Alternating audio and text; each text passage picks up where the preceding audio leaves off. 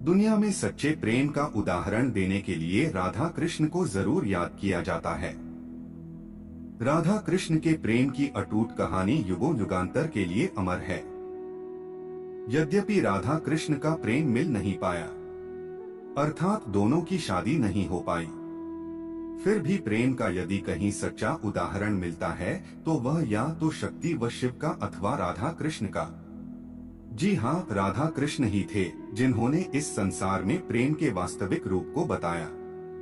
प्रेम के लिए त्याग क्या होता है, इस बात को दुनिया के सामने हमेशा के लिए अमर कर दिया।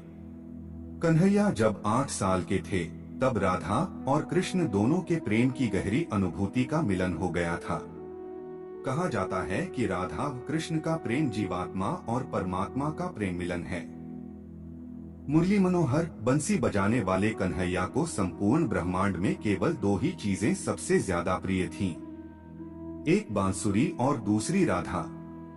कन्हैया की बंसी की मधुर तान से ही राधा कन्हैया की ओर खींची चली आती थी। कभी कभी राधा कन्हैया की बंसी को चुरा ले जाती थी। नटखट कन्हैया फिर उसको ढूंढ लेते थे। आठ राधा कृष्ण का प्रेम संसार को एक नई प्रेरणा देने वाला रहा है। हैरान करने वाली बात यह है कि आज हम आपको राधा की मृत्यु कैसे हुई यह बताने जा रहे हैं। यह बात तब की है जब कृष्ण के मामा कंस ने कृष्ण और बलराम को मथुरा में बुलाया। आखिरी बार राधा कृष्ण से मथुरा जाने से पहले ही मिली थी। मथुरा जाने से पहले कृष्ण ने अपनी प्रिया राधा से यह वादा किया था कि वह राधा को मिलने जरूर वापस आएंगे, लेकिन कन्हैया अपना यह वादा पूरा न कर सके। एक और समय के चलते कृष्ण ने रुक्मणी से शादी कर ली थी, तो वहीं दूसरी ओर वृंदावन से कृष्ण के चले जाने पर राधा की भी बाद में किसी यादव से शादी हो गई थी। वृंदावन भी कन्हैया के बिना सूना हो गया था। राधा और कृष्ण का प्रेम इतना अटूट था कि यद्यपि दोनों ने विवाह कहीं और किया, लेकिन वास्तविक प्रेम राधा और कृष्ण का एक दूसरे के लिए हमेशा के लिए अमर रहा एवं अमर है। राधा की मृत्यु कैसे हुई, जानिए असली सच।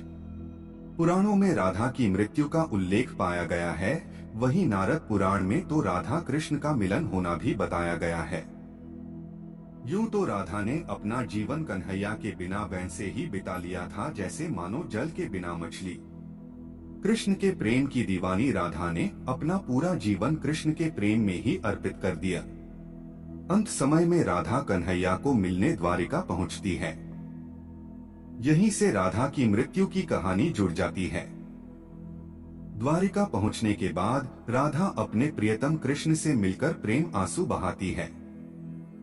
वह अपने कन्हैया को बंसी बजाने के लिए कहती है। इस तरह द्वारिका में राधा काफी समय कृष्ण के साथ रहने लगती है। बाद में राधा को एक दिन अचानक कन्हैया से दूर जाने का मन होने लगा। अर्थात राधा को यह लग गया था कि अब कृष्ण को पाने के लिए मुझे फिर से कन्हैया के हृदय में अपना स्थान स्थापित करना होगा।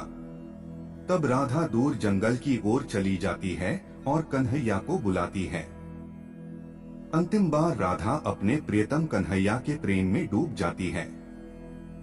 कन्हैया राधा को कुछ मांगने के लिए कहते हैं, लेकिन राधा मना कर देती है। कन्हैया के दोबारा कहने पर राधा कन्हैया से बंसी बजाने की मांग करती है। इस प्रकार कन्हैया बहुत ही मधुर धुन में बंसी की तान सुनाने लगते हैं और राधा कन्हैया की बंसी में सुध-बुध बिसराती हुई, तन मन खोती हुई अपने को समर्पित कर देती है। राधा कृष्ण में ही विलीन हो जाती है और उसके प्राण कृष्ण में ही समा जाते हैं। इस प्रकार राधा की लौकिक लीला कृष्ण के हृदय स्थल में जाकर समा जाती है। राधा जी के प्राण त्यागते ही श्री कृष्ण ने अपनी बांसुरी को तोड़कर फेंक दिया।